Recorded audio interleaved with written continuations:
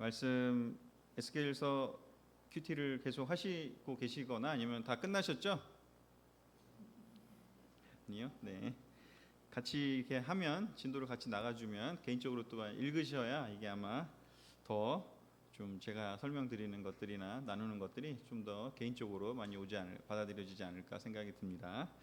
자, 오늘은 지난번에 말씀드렸다시피 이제 그 전반부가 끝나고 중반부로 들어가는 지금 시작점입니다. 에스겔서가 총 긴 전체 중에서 32장과 33장이 이제 딱 중간으로 나뉘는 그런 장인데요. 오늘은 그 나뉘는 부분부터 후반부 첫 번째 시간을 갖도록 하겠습니다. 오늘의 그래서 제목은 희망은 오직 하나님뿐이라는 제목입니다. 에스겔서 33장에서부터 36장이 얘기하는 핵심은 바로 이 부분인데요. 희망은 오직 하나님뿐이라는 내용이 여기 들어 있습니다. 그래서 도대체 그러면 희망 얘기를 이제 시작을 하게 되는데, 그 에스겔서가 크게 전반부 후반부로 나뉜다고 말씀을 드렸는데, 전반부는 계속해서 여러분 쭉 들으셔서 기억하시겠지만 이제 성전이 파괴될 거야. 이제 파괴될 거니까 너네 쓸데없는 그 헛된 기대는 하지 마라고 계속해서 이제 얘기를 하는 장면이고, 그 얘기를 하기 위해서 에스겔을 선택하셔서 예언자로 세우시는 그런 내용이부터 시작해서 그 이스라엘의 예루살렘의 하나님의 보좌에 성전 성소에 하나님의 영이 함께 하셨던 그 장면에서 이제 그 영이 성전을 떠나서 그 타락한 예루살렘 성전을 떠나서 이 포로로 끌려온 사람들과 함께하기 위해서 그 먼 길을 이동하시는 그 모습을 보는 것으로 이제 이어졌고, 그리고 나서 이제 바빌로니아 포로 생활하는 사람들에게 이제 망할 거다. 그러니 정신을 차리고 하나님께로 다시 온 한 마음으로, 한 마음이자 온 마음을 다시 드려야 된다라고 이제 얘기를 하는 부분이고, 그리고 나서 이제 지난번에 얘기 드린 내용은 이제 다른 예루살렘도 망할 거고 이스라엘도 망할 거지만 그 주변에 언약에 신실하지 않았던 그런 민족들도 망할 것이다 하면서 7개의 민족의 멸망에 대해서 이야기를 드렸습니다. 그리고 나서 이제 후반부가 시작이 되는데, 후반부는 굉장히 긍정적인 내용들로 이제 바뀝니다. 전반부가 파괴될 거에 대한 예언, 쓸데없는 기대를 하지 말아라는 예언을 했다면, 이제는 회복에 대한 예언에 대해 중점을 두고 하게 됩니다. 근데 이제 이렇게 회복을 중점적으로 예언하게 되는 그 변곡점이 바로 무엇이냐가 이제 나오게 되는데, 그게 뭐냐면 바로 예루살렘 함락입니다. 예루살렘 성전의 파괴입니다. 참 아이러니하지 않습니까? 성전이 파괴되고 또 예루살렘은 함락되고, 어떻게 보면 되게 안 좋은 소식인데 그것이 기점이 돼서 이제 오히려 하나님은 희망을 얘기하시고 회복을 얘기하신다는 거죠. 제일 그 밑바닥까지 내려가기 전까지는 사람들이 여전히 다른 생각, 하나님이 아닌 것에 희망을 계속 두는 측면이 있었던 거죠. 근데 이제 예루살렘 함락이 되고 파괴가 되면서 자기가 가졌던 희망이 이제 사라진 거죠. 그래서 그때부터는 이제 모든 것이 그 바닥을 쳤기 때문에 이제 하나님께서 그 사람들에게 얘기하는 거를 사람들이 이제 들을 준비가 되는 상황이 되었습니다. 여기 보면 이제 33장에 보면 12년의 시간이 이제 흘렀다고 얘기를 하고 있습니다. 포로되어 끌려온 지 12년째가 되는 해에 10월 5일에 예루살렘에서 도망쳐 나온 어떤 사람이 그 성이 함락되었다고 말해주는 사건을 이제 겪게 됩니다. 그가 오기 전날 저녁에 하나님의 손길이 있음을 느꼈고요. 그 영으로 느꼈고요. 그리고 아침에 그가 나에게 왔을 때 여호와께서 내 입을 열어주셨으므로 나는 더 이상 침묵을 지키지 않았다. 기억하시겠지만 이제 에스겔의 그 아내가 죽는 표징이 있잖아요. 그 죽는 사건이 벌어졌을 때 그 아내가 죽는 것처럼 예루살렘, 너희가 소중히 여기고 아주 그 귀하게 여기는 아내, 너무 사랑하는 그 아내가 에스겔에게 그 사랑하는 아내가 죽은 것처럼 이스라엘 백성 입장에서는 그 아내와 같은 그 사랑하고 너무 소중히 여겼던 예루살렘 성전이 파괴되고 멸망되는 그것을 이제 표징으로 보여주고 나서 에스겔은 이제 더 이상 말을 할 수 없는 벙어리가 되는 그런 이제 상황에 처하게 되는데, 그 시간이 지나고 한 2년 정도 지금 후가 된 12년째가 됐을 때 드디어 이제 사람들은 안 믿었거든요. 성전이 파괴될 거라는 것을 안 믿고 여전히 희망을 가지고 있었죠. 그래서 시드기야 왕도 그렇고 다른 그 함께하던 사람들은 여전히 7개 민족과 힘을 합쳐가지고 다른 주변에 있는 나라와 힘을 합쳐서 특히 이집트와 힘을 합쳐서 성전이 멸망하지 않을 거야라고 하면서 저항을 했었죠. 그랬는데 이제 그것이 이제 파괴되면서 이제 그 하나님의 표징이 이제 실현되었을 때 드디어 이제 에스겔이 입이 열리고 하나님께서 주시는 말씀을 나눌 수 있게 되었습니다. 참 아이러니하죠. 사람들은 성전이라는 건 굉장히 좋은 거고 하나님을 상징하는 거고 하나님 계심을 하나님 임재를 상징하는 거고 굉장히 놀라운 것이지만 그럼에도 불구하고 사람들은 그 성전을 의지했지 정말 그 성전의 주인이신 하나님을 의지한 것은 아니었던 거죠. 무슨 의미인지 좀 이해하시겠죠? 종교적인 행위는 할 수 있을지 몰라도 그 안에 진정한 하나님에 대해서는 의지하지 않았던 것입니다. 그런데 이제 함락이 되었고 드디어 이제 자기들이 의지했던 것들이 다 무너졌기 때문에 이제 새로운 시대가 시작이 된 것이죠. 자, 그래서 이렇게 성의 함락 소식을 전해 주었고 이제 에스겔이 입이 열려서 이제 후반부의 예언을 하게 됩니다. 자, 그 이야기 바로 이제 24장에 나온 그 이야기를 제가 설명해 드린 내용이 24장에 이미 있었습니다. 그래서 이제 그 소식을 전해 줄 때까지는 너가 말을 못하게 될 거다, 이렇게 침묵하게 될 거다라고 얘기를 했었는데 바로 다른 믿는 구석이 있으면 즉 성전을 그들은 의지했던 거죠. 그래서 그들에게는 성전을 의지했기 때문에 이 예언자의 말씀이 안 들어온 겁니다. 하나님의 뜻이 들어오지를 않았던 것이죠.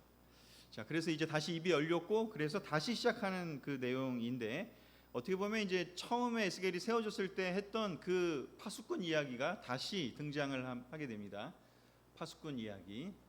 근데 파수꾼으로 에스겔을 세운다라고 얘기를 했고 그 파수꾼의 역할을 대한 설명을 33장에서 이제 시작하게 되는데 바로 하나님의 경고를 들은 사람들을 구하기 위해서 에스겔을 하나님이 세우셨다라고 얘기를 하는 것이죠. 33장 1절에서 5절, 7절을 제가 적어왔는데요. 같이 좀 읽어보겠습니다. 시작. 여호와께서 나에게 말씀하셨다. 사람의 아들아, 너는 내 백성에게 이렇게 말하라.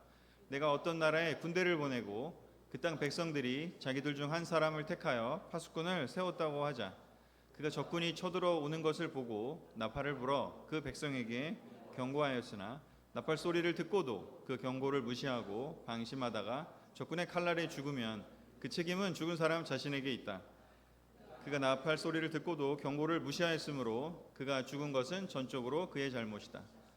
만일 그가 그 경고를 받아들였다면 자기 생명을 구할 수 있었을 것이다. 사람의 아들아, 이와 같이 내가 너를 이스라엘 백성의 파수꾼으로 삼았다. 그러므로 너는 내 말을 듣고 내 대신 그들에게 경고하라. 아멘. 다시 한번 이제 2년 동안의 침묵을 깨고 에스겔의 입을 열어서 다시 활동하게 하시면서 하나님이 처음에 세웠을 때 주셨던 말씀을 다시 한번 알려줍니다. 너는 파수꾼이다라고 알려줍니다. 너를 통해서 내가 지금 전달하는 이 말을 통해서 듣는 사람들 중에 일부는 나팔 소리를 듣고 경고 소리를 듣고 반응하는 사람이 있을 거야 라고 얘기를 하는 거죠. 그 반응하지 않은 사람들은 어쩔 수 없다. 그건 죽을 수밖에 없다라고 얘기하고 그 책임은 그들한테 있다.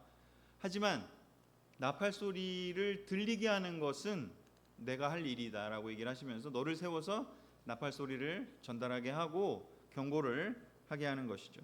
그래서 다시 한번 바벨로니아에서 모든 사람에게 구원이 임하면 좋겠지만 그렇지만 그럴 수 없다 할지라도 그 경고를 너를 통해 전달되는 나의 이 경고를 듣는 사람은 내 메시지를 하나님의 메시지를 듣는 사람들은 그 사람들은 자기 생명을 구하게 될 거야. 그러니 너가 하는 역할이 굉장히 소중하고 중요해. 사람들을 살리는 역할이야 라고 하나님께서 에스겔에게 이야기를 하셨습니다. 그래서 그 이야기를 듣고 이제 에스겔이 다시 이야기를 하게 됩니다. 그래서 이제 함락되었고 하나님의 뜻을 이제 다시 말씀을 하게 되는데 그 함락 소리를 듣고 나서 그 에스겔이 했던 이야기를 이제 기억하는 사람들이 있을 텐데요. 또는 못하는 사람들도 있겠죠. 그 사람들이 그 바빌론 포로들이 두 종류로 나뉩니다. 크게 보면 겸손한 사람들과 교만한 사람들로 나뉩니다. 그래서 겸손한 사람들은 이제 뭐라고 얘기를 하는지를 좀 살펴보면 33장 10절에서 12절에 보면 이렇게 얘기합니다. 우리가 우리 죄와 잘못 때문에 짓눌려서 쇠잔해 가는데 어떻게 살 수 있겠는가? 라고 말을 하는 사람들이 있습니다. 이 사람들은 예루살렘 함락 소식을 듣고 와, 이게 이제 진짜 우리 죄와 우리 잘못 때문에 우리가 벌을 받는구나 라고 생각을 하게 됐습니다. 그래서 우리가 이렇게 죽어가는구나, 우리는 이제 망해가는구나 라는 생각을 하면서 진짜 너무 걱정이다, 어떡하지? 라고 얘기를 했습니다. 이게 겸손한 사람들의 반응인 것이죠. 잘못을 생각하는 겁니다. 예루살렘이 망했구나, 우리 죄가 멸망하게 만들었구나, 그럼 도대체 이제 우리는 어떻게 하지? 너무나 어떻게 하면 좋을까라고 얘기를 하면서 걱정을 하면서 두려운 마음도 거기에 있고 하면서 이제 예언자에게, 에스겔에게 그런 이야기들을 하는 것이죠. 그때 하나님께서는 이제 그들에게 메시지를 전하죠. 나는 악인이 죽는 걸 기뻐하지 않아, 오히려 떠나서 다시 사는 거를 나는 원해 라고 얘기를 하면서 이스라엘 백성아, 너는 악한 길에서 돌아서라, 어째서 죽으려고 하느냐라고 하면서 그들에게 메시지를 줍니다. 자기의 잘못 때문에 신음하고 힘들어하는 사람들에게 메시지를 줍니다. 예수님이 오셨을 때도 예수님의 메시지를 들은 사람들은 어떤 사람들이었는지 세리와 창녀로 대표되는 사람들이었습니다. 세리와 창녀들은 예수님 앞에 예수님의 그 전하는 말씀을 들을 때 이런 이야기를 했죠. 우리 죄와 잘못이 너무 컸구나. 내가 이렇게 죽어가는구나. 난 도대체 어떻게 해야 살 수 있을까? 너무나 나는 죄인이야 라고 하면서 기도할 때도 하지 못하는 그 바리새파 사람들의 기도와 달리 눈을 오히려 못 뜨고 저는 죄인입니다, 저는 정말 하나님께 면목이 없습니다, 다만 기도를 들어주신다면 너무 감사하겠습니다 하면서 기도했다고 하잖아요. 그렇게 한 사람들처럼 겸손하게 자기 자신을 돌아보고 내세우기보다는 하나님께 어떻게 하면 좋을까요? 라고 얘기하는 사람들이었습니다. 그 사람들에게는 하나님이 메시지를 줍니다. 그런데 반대의 사람들은 있어요. 이게 멸망한 걸 보고 나서는 오히려 이렇게 얘기하는 사람들이 있는 거죠. 내 민족은 즉 하나님이 하는 일이 공정하지 않다고 말하고 있는 사람들이 있다는 겁니다. 하나님이 성전을 망하게 한 건 하나님 잘못이야, 우리가 이렇게 고통스럽게 한 건 다 하나님 잘못이야, 내 삶이 우리 민족이 이렇게 잘못된 거는 하나님 잘못이야, 어떻게 우리가 하나님을 이렇게 오랫동안 섬겼는데 우리를 이렇게 돌보지 않으시고 망하게 만들 수 있지? 이건 하나님이 잘못한 거야, 하나님이 문제야 라고 하나님을 비난하는 사람들이 있습니다. 뒤에 17절도 있고 20절도 있는데 너희는 그래도 나 여호와가 행하는 일이 공정하지 않다고 말하고 있다, 하나님이 문제다라고 얘기한다라는 것이죠. 그러나 여기서는 하나님 메시지를 그들한테 주지 않고요, 그냥 딱 이건 에스겔하고 하는 대화를 나누시는 장면이거든요.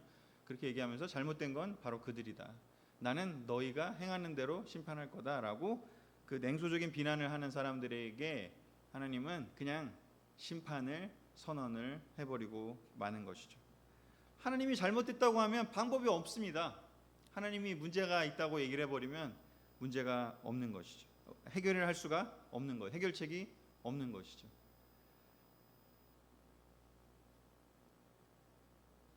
티인들이나 그 캠퍼스나 젊은 친구들하고 이렇게 대화를 나눠보다 보면 하나님이 하는 일이 공정하지 않다라고 어디서 이렇게 들었는지는 모르겠지만 얘기하는 친구들이 꽤 많습니다.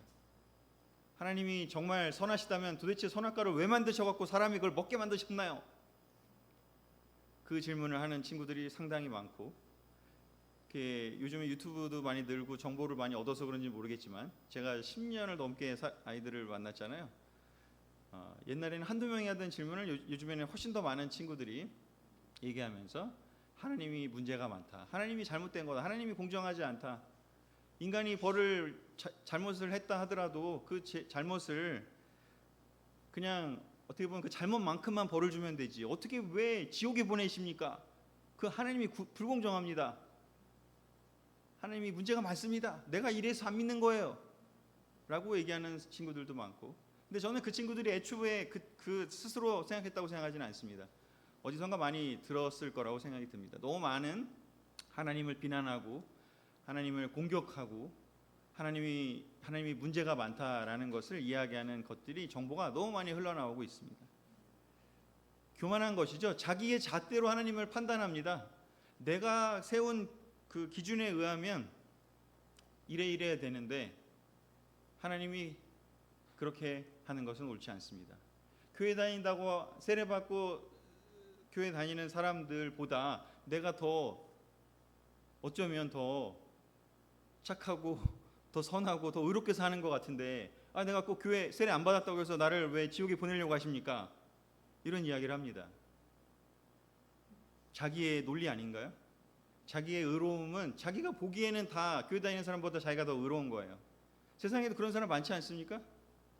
일반 사회에도 너무나 많은 사람들이 하나님이 공정하지 않다, 하나님이 잘못이다, 하나님이 문제가 많다라고 비난을 하고 있습니다. 그런 사람들에게 하나님은 그들이 행하는 대로, 그래 그럼 네가 그렇게 옳다고 생각한다면 너희가 행한 대로, 너희의 행위대로 내가 심판을 해줄게 라고 이야기할 수밖에 없는 것이죠. 사실은 우리 모두가 다 문제가 있잖아요. 바리새파 사람들도 그렇게 얘기했잖아요. 자기의 행위를 보시고 내가 이런 일들을 하니까 나를 구원해 주십시오, 나를 칭찬해 주십시오 라고 기도했잖아요. 근데 하나님은 그런 기도를 들으시지 않는다고 예수님이 비유로 분명하게 설명을 하셨죠. 그래서 이스라엘 안에도 모두가 다 이 함락 소식을 들음에도 불구하고 하나님이 이렇게 예언자를 세우셔서 하시는 말씀을 그 들음에도 불구하고, 경고를 들음에도 불구하고 모두가 반응한 것은 아니었죠. 예수님 시대에도 마찬가지 아니었습니까? 예수님이 그렇게 많이 얘기를 했음에도 불구하고 들은 사람들은 창녀와 세리로 대표되는 마음이 가난한 사람들이었고, 그리고 바리새파와 율법학자로 대변되는, 또 그 당시에 정치 권력을 잡고 있었던 사두개파로 대표되는 사람들을 필두로 해서 교만한 사람들은 예수님을 오히려 공격했습니다. 내가 옳고 예수님은 틀리다라는 그 관점으로 오히려 예수님을 죽였습니다. 그리고 예수님을 십자가에 못 박고 공격을 한 것이죠. 그럼 여러 가지의 지금 이런 반응들 와중에 하나님의 포커스는 무엇이다? 아까 파수꾼 이야기를 왜 하셨냐? 파수꾼은 존재하지만 반응이, 파수꾼 때문에 파수꾼이 있다 하더라도 모든 사람이 다 옳게 반응하는 것은 아니다라는 설명을 하기 위해서인 것이죠. 듣는 사람이 있고 안 듣는 사람이 있을 거라고. 여기에 그런 분류가 지금 나타나고 있습니다. 바빌로니아에 끌려와서 성전도 망했고 지금 보면 아까 12년 됐다고 하잖아요. 12년 동안 얼마나 고생을 했습니까? 그럼에도 불구하고 여전히 자기들의 잘못은 들여다보지 않고 하나님이 문제라고 오히려 거꾸로 하나님을 비난하는, 나는 잘못한 게 없어 라고 얘기하는 사람들이 여전히 있는 것이죠. 하지만 하나님의 포커스는 겸손한 사람들이었습니다. 예수님의 포커스도 겸손한 사람들이었습니다. 결국엔 겸손한 사람들만이 남았고 구원을 받았습니다. 그래서 이제 34장에 보면 이제 하나님은 그 겸손한 사람들을 대상으로 이제 이 끝까지 들을 사람들을 대상으로, 파수꾼의 경고를 들을 사람을 대상으로 이제 에스겔의 입을 열어서 여러 가지 말씀을 주시는데, 그 주시는 말씀 중에 첫 번째 가장 중요한 포인트가 뭐냐면 이제 하나님만이 백성들의 참 목자이시다, 내가 너희들을 인도하는 참 목자라는 것을 설명을 해줍니다. 에스겔 34장 15절 16절 그리고 36장 9절 10절을 적어왔는데요. 같이 읽어보겠습니다. 시작. 나 주 여호와가 말한다. 내가 내 양의 목자가 되어 그들이 쉴 곳을 마련해 주겠다. 나는 잃어버린 자를 찾고 방황하는 자를 돌아오게 하며 상처 입은 자를 싸매주고 약한 자를 강하게 하며 살찌고 강한 자는 멸하여 심판할 것이다. 내가 관심을 가지고 너희를 돌아보겠다. 사람이 너희를 갈고 또 내가 너희와 온 이스라엘 땅에 인구를 증가시켜 그들이 모든 성에 살게 하고 폐허가 된 곳을 재건하게 할 것이다. 아멘. 이제 겉으로 보이던 모든 것들은 사라졌습니다. 국가도 없어졌고요, 성전도 없어졌고요, 이제 믿을 건 아무것도 없어요. 그냥 한 무리의 작은 사람들만, 포로들 그들만 남은 거죠. 근데 하나님이 얘기합니다.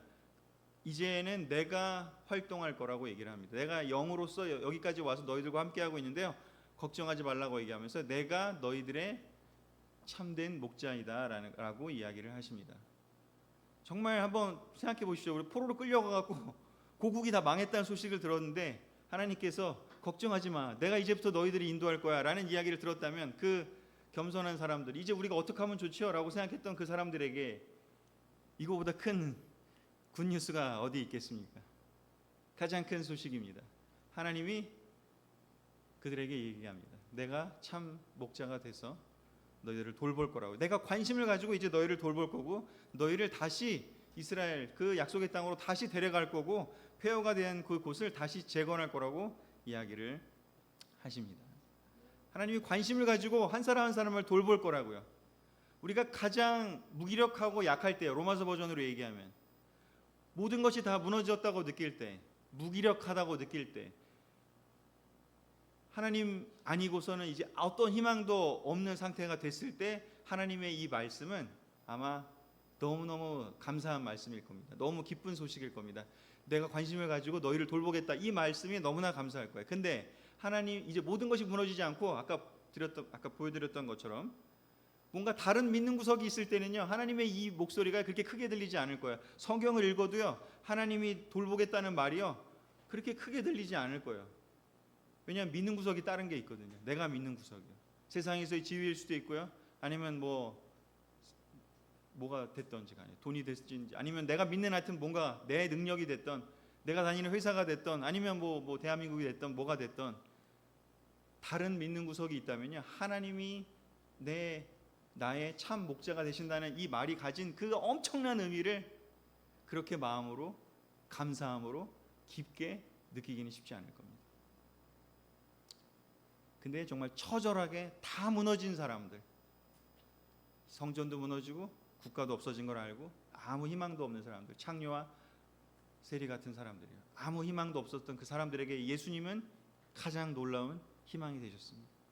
마찬가지로 여기에서도요, 하나님이 그들의 참 목자가 되신다는 이야기가 그들에게는 너무 큰 기쁨이었습니다.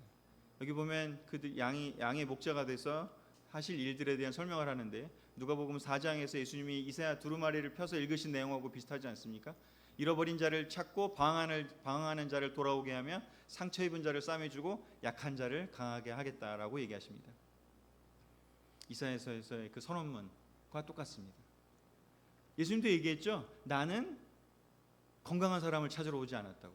나는 아픈 사람을 찾으러 왔다. 병든 사람을 찾으러 왔다. 예수님을 영접한 사람들은 자기가 병들었다는 걸 인정하는 사람들이, 자기가 약하다는 걸 인정하는 사람들입니다. 나의 희망이 하나님밖에 없다라고 고백하는 사람들인 것이죠. 우리가 시간이 흐르면 흐를수록 뭔가 더 세상에서 얻어가는 것들이 많으면 많을수록 우리의 첫 마음, 우리 처음 세례받을 때는 너무나 기뻤을 것 같습니다. 너무나 감사하고요. 우리가 무기력했을 그때에는요, 아무것도 가진 게 없을 때는 하나님께서 나의 주인이 되신 것, 예수님께서 나에게 베푸신 그 십자가의 은혜가 전부였고, 또 하나님이 나를 돌보고, 또 예레미야 29장에 얘기했던 그 미래와 번영과 희망의 그 기쁜 소식이 너무나 흥분되고 기뻤을 겁니다. 여전히 그런 흥분과 기대와 감사가 우리 마음에 있을까요? 있기를 바랍니다. 자, 그런 마음으로 하나님을 찾았던 사람들에게 하나님은 에스겔을 통해서 그들의 참목자가 되실 것을 선언해 주셨고요. 그리고 또 하나, 그들을 잘못 인도했던 사람들에 대해서 처벌하실 것을 얘기합니다. 34장의 내용들이 그 내용인데요. 너는 이스라엘의 목자들을 책망하며 예언하라. 그들을 인도했던 그 지도자들을 책망하면서 예언하라고 얘기합니다. 자기만 보살피는 이스라엘의 목자들에게 화가 있을 것이다. 목자들이 양떼를 보살피는 것이 당연하지 않은가. 제가 그냥 짧게만 적어왔는데 이 뒤에 한참 얘기를 하십니다. 그들이 자기만 보살폈다고요. 그들이 그 양들을 그냥 다 이용해 먹으면서 자기들만 보살폈다고요. 정말 하나님 말씀을 전해야 되는 사람들이었고, 또 하나님 뜻대로 인도해야 되는, 그 이스라엘은 신정 국가였기 때문에 지도자와 종교 지도자와 정치 지도자가 같았지 않습니까? 근데 그들을 책망하면서 얘기하라고 합니다. 이렇게 거짓 목자들을 하나님이 벌할 거라고 얘기를 하십니다. 잘못 인도했기 때문에 사람들이 하나님을 의지하지 않게 하고 다른 걸 의지하게 했거든요. 이스라엘 국가를 의지하게 했고 성전을 의지하게 했고 그리고 잘 될 거야 잘 될 거야만 얘기했습니다. 그들에게 하나님을 보라고 하나님이 우리의 참 목자라고 얘기하지 않았습니다. 계속해서 다른 것들을 얘기했습니다. 제사를 지내라는 얘기를 했을 수도 있고요. 다른 것들을 율법을 지키라고 다른 것들을 얘기했을지도 모르겠습니다. 그러나 본질인 하나님을 제대로 바라보고 하나님의 뜻을 구하라고는 얘기하지 않았던 것이죠. 거짓 목자들은 벌할 거라고 먼저 얘기하십니다. 그리고 나서는 두 번째는 35장에서는 또 다른 이야기를 하시는데 이제 뭐냐면 여러분들을 당신의 백성들을 괴롭힌 자들을 벌하실 거라고 또 얘기합니다. 35장 5절에서 6절 11절에 보면 이렇게 되어 있는데 여기는 이제 에돔에 대한 이야기이기도 하지만 에돔의 상징이 뭐냐면 바로 하나님 백성들을 괴롭힌 자들을 뜻하는 것이죠. 내가 옛날부터 즉 에돔이 옛날부터 원한을 품고 이스라엘 백성이 자기들의 죄 때문에 벌을 받아 재난을 당할 때 그들을 칼날에 넘겨주었다. 그러므로 나 주 여호와가 분명히 말하지만 내가 너를 죽음에 넘기겠다. 내가 피 흘리기를 좋아했으므로 피가 너를 따를 것이다. 내가 내 백성을 미워하여 보인 분노와 질투에 대하여 내가 너를 벌할 것이며 내가 너를 심판할 때에 그들에게 나를 알릴 것이다. 이스라엘이 망할 때 하나님의 심판을 받을 때 에돔이 한 짓은 지난번에도 말씀드렸지만 야 너무 잘됐다 이러면서 쌤통이다 이러면서 들어가고 바빌로니아가 공격할 때 뒤에 들어가서 같이 막 칼로 다 죽이고 괴롭히고 그 자리를 차지하고 야 신난다 하면서 니네 하나님 백성이라고 잘난 척했지 그리고 나를 괴롭혔지 이러면서 그들을 조롱하고 그들을 미워하고 그들을 공격했습니다. 하나님 백성이 심판받을 때 불쌍히 여기지 않고 그들을 괴롭히고 그들을 공격했던 사람들에 대해서 하나님은 가만두지 않을 거라고 얘기를 합니다. 네가 한 그대로 행해주겠다. 네가 피 흘리기 좋아했으니 피가 너를 따를 거라고 얘기를 합니다.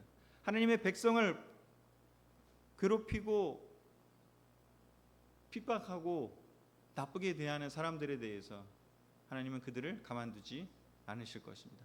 하나님이 참 목자로서 정말 올바르게 살려고 노력한 크리스천들을 하나님은 끝까지 보호하고 지키실 겁니다. 그들을 잘못한 사람들이 겉으로 보기에는 그들이 파워를 가지고 계속해서 잘 살 것 같아 보일지 모르지만 하나님은 여기서 분명히 얘기하십니다. 그들을 벌할 거라고요. 그들을 심판할 거라고요. 그렇게 함으로써 정의를 세울 거라고 얘기를 하십니다. 그래서 그 백성 안에서 잘못 인도한 사람들도 하나님이 처벌하실 거고 그리고 그 외부에서 하나님 믿지 않는 사람들이 하나님의 백성을 괴롭힌 자들에 대해서 하나님은 가만두지 않는다고 이야기합니다. 참 목자라면 그 양을 괴롭힌 늑대와 이리와 사자와 그런 것들을 가만두지 않으실 것입니다. 여기 이야기에 다윗 얘기도 나오지만 다윗이 그런 목자 아니었습니까? 목숨을 걸고 가갖고 있는 힘껏 자기 양들을 보호하고 지키고 물리치지 않았습니까? 곰과 사자와 이리들을요. 바로 그런 것처럼 하나님은 당신의 백성들을 괴롭힌 자들을 벌할 거라고 이야기를 하고 있습니다. 이렇게 하시고 또 뒤에 이제 얘기하시면서 이스라엘 백성들 다시 그 겸손하게 하나님께 어떻게 하면 좋을까요? 라고 얘기하는 사람들을 회복시킬 것에 대해서 이야기를 계속해서 하고 계십니다. 그런데 여기 핵심 구절이 하나가 등장을 하게 됩니다. 그것은 무엇이냐면 에스겔 36장 22절에서 23절입니다. 같이 읽어보겠습니다. 시작. 그러므로 너는 이스라엘 족속에게 전하여라. 나 주 하나님이 이렇게 말한다. 이스라엘 족속아, 내가 이렇게 하려고 하는 까닭은 너희들을 생각해서가 아니라 너희가 여러 나라에 흩어져서 가는 곳마다 더럽혀 놓은 내 거룩한 이름을 회복시키려고 해서다. 너희가 여러 나라에 흩어져 살면서 내 이름을 더럽혀 놓았으므로 거기에서 더럽혀진 내 큰 이름을 내가 다시 거룩하게 하겠다. 아멘. 저는 이번에 이 레슨을 준비하면서 다시 한번 이 구절을 읽으면서요 너무 좋았습니다. 너무 기뻤어요. 이 구절이 너무 희망이 되었습니다. 하나님이 이렇게 얘기합니다. 이스라엘 백성에게 얘기합니다. 내가 이렇게 하라는 것, 즉 너희들을 다시 회복시켜가지고 다시 약속의 땅으로 데리고 가서 놀랍게 다시 재건할 건데 그리고 너희들의 참 목자가 될 건데 그 이유는 그렇게 하려고 하는 까닭은 뭐냐면 너희들 때문이 아니라고 얘기를 하는 겁니다. 너희들 때문이 아니라 너희들이 잘해가지고 너희들이 뭔가 회개하고 정말 너희들이 그냥 잘해서가 아니라 너희들의 행동 때문에 아니라 오히려 반대라고요. 너희들이 더럽혀 놓은 그 내 거룩한 이름을 회복하기 위해서라고. 이스라엘 민족이 세상 여러 민족들에게 하나님의 이름을 땅에 떨어뜨리게 만들었잖아요. 정말 하나님을 믿는다고 했던 그 민족이 하나님 뜻대로 안 하고 막 온갖 이방 신들을 다 짬뽕해 가면서 결국은 사람들이 비웃었잖아요. 아니 뭐 여호와 하나님 믿는다고 하면서도 뭐 딴 저기랑 다 똑같이 했고 결국은 아무 차이가 없네라고 얘기를 했고, 그리고 뭐 여호와 하나님 믿는다고 했지만 하나님이 하나도 안 도와주시네, 오히려 벌 받네. 하나님의 이름이 망가졌죠. 모세가 하나님을 설득했던 그 논리였는데 하나님은 그 이야기를 다시 여기서 하고 계십니다. 저는 이게 너무 기뻤어요. 이번에는, 예전에는 안 보였는데, 우리가 뭘 해서 이 백성들이 뭘 잘해갖고 지금 회복시키겠다고 참목자가 되어주겠다고 얘기하지 않았다는 겁니다. 그들이 한 거는 그냥 내가 정말 하나님께 죄를 졌구나, 내 죄가 너무 크구나, 그래서 망했구나, 그럼 어떡하지? 하고 그냥 하나님을 쳐다보고 하나님께로 다시 방향을 돌린 것만 그들이 한 겁니다. 근데 그들을 다시 참 목자가 돼서 거짓 목자들은 정리할 거고, 또 그들을 괴롭혔던 사람들은 오히려 심판받게 할 거고, 그리고 다시 돌아가게 해서 놀라운 재건을 해주겠다라고 얘기한 그 이유가 바로 하나님의 거룩한 이름 때문이라고요. 너무 기쁜 소식 아닙니까? 저는 너무 기뻤어요. 제가 뭘 잘하고 안 하고는 상관이 없어진 거예요. 하나님이 거룩하고요, 하나님이 사랑이 많으시고요, 하나님이 약속하신 거기 때문에 그 일을 그냥 계속 하실 거예요. 내가 할 일은 교만하지 않고 하나님 앞에 가서 하나님께로 그냥 바라보고 내 죄를 그냥 인정하고 그냥 하나님께서 처분하시는 대로 제가 따르겠습니다. 그냥 그 창녀와 세리가 했던 그 기도, 그것만 하면 된다는 거죠. 얼마나 사실은 쉬워요. 뭘 막 너무 잘할 필요도 없어요. 오직 하나님의 거룩한 이름 때문에 하나님은 자기의 백성을 돌보실 거고, 자기 백성을 괴롭힌 사람들을 처벌하실 거고, 다시 그 백성들을 회복하실 거라고, 이 일을 계속하실 거라고요. 이 일을 신약에 와서 예수님이 결국 하신 거 아닙니까? 제자가 된다는 게요, 정말 무슨 막 놀라운 막 엄청난 선한 일을 하고 막 잘난 어떤 하나님께 헌신을 했기 때문에 그들을 구원하셨나요? 아니잖아요. 오히려 겸손하게 자기의 죄를 인정하고, 나는 정말 제가 다른 거 보지 않고 이제 하나님만 보겠습니다, 제 참 목자가 되어주시기로 하신 그 하나님 너무 감사합니다. 그냥 그 이야기를 했기 때문에 예수님의 제자가 되었습니다. 교회는, 그리고 크리스찬의 삶은 참 희망이 어디에 있느냐? 하나님의 거룩한 이름에 있습니다. 이거보다 더 큰 기쁨은 없습니다.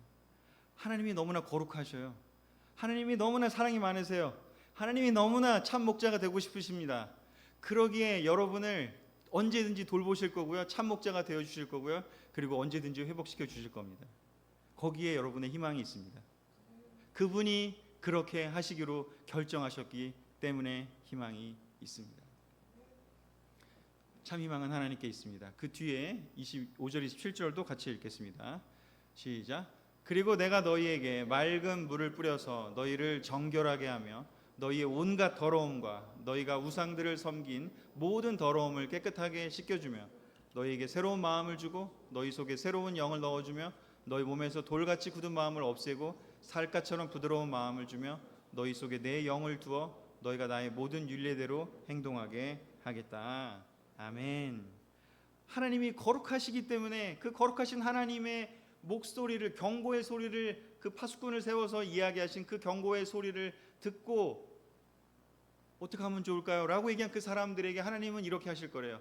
맑은 물을 뿌려서 정결하게 해줄 거래요. 그래서 우리가 세례를 받았고 그 물 속에 들어가서 우리가 죄사함을 받았습니다. 너희의 온갖 더러움과 우리가 우상들을 섬긴 모든 더러움을 깨끗하게 씻겨주실 거래요.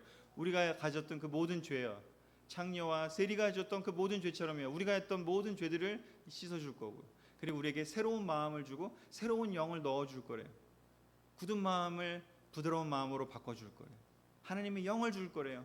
세례 받을 때 우리가 성령을 선물로 준다고 말씀하시지 않으셨습니까? 예수님과 연합하기만 한다면 성령을 주실 거라고 약속을 하셨습니다. 그 영을 의지하고 사는 사람에게 하나님은 늘 함께 하실 거고요. 그들을 참 양으로, 참 목자가 되셔서 그들의 자기의 양으로 돌보실 거라고 이야기를 하셨습니다. 이 희망 가운데 우리가 살고 있다는 것이요, 얼마나 기쁜지 모르겠습니다. 저는 너무너무 이번에 다시 한번 이걸 읽으면서 너무 기뻤습니다. 내가 할 일은 그냥 그 파수꾼의 경고의 소리를 듣는 거죠. 지금 이 시대는, 이제 이 당시에는 파수꾼을 예스겔이 되었던 이사야가 되었던 사람들을 세우는 시대였지만, 지금의 파수꾼의 역할은 무엇이 하죠? 성경이 하지 않습니까? 성경에 다 써놓으셨지 않습니까? 여기 경고의 메시지 다 써놓습니다. 지금은 성경이 파수꾼의 역할을 합니다. 성경을 읽으시면 됩니다. 그 경고의 소리를, 그 축복의 소리를 들으시려면 성경을 읽으시면 됩니다. 그리고 우리는 20년 동안 분당교회를 지키면서, 그리고 대한민국 교회 30년 이상을 우리가 보내면서 우리가 경고의 소리를 계속해서, 또 축복의 소리를 계속해서 들으면서 우리의 방향을, 참 희망을 하나님께 두고 여기까지 왔습니다. 그러기에 여기 계신 거라고 저는 믿습니다. 계속해서 우리의 마음을 하나님께서 들어와서 함께 거주하실 수 있는 그 기쁨에 함께 동참하시면서 계속해서 하나님을 따라서 가는 참된 양이 되시기를 바라면서 모든 말씀을 마치겠습니다. 아멘.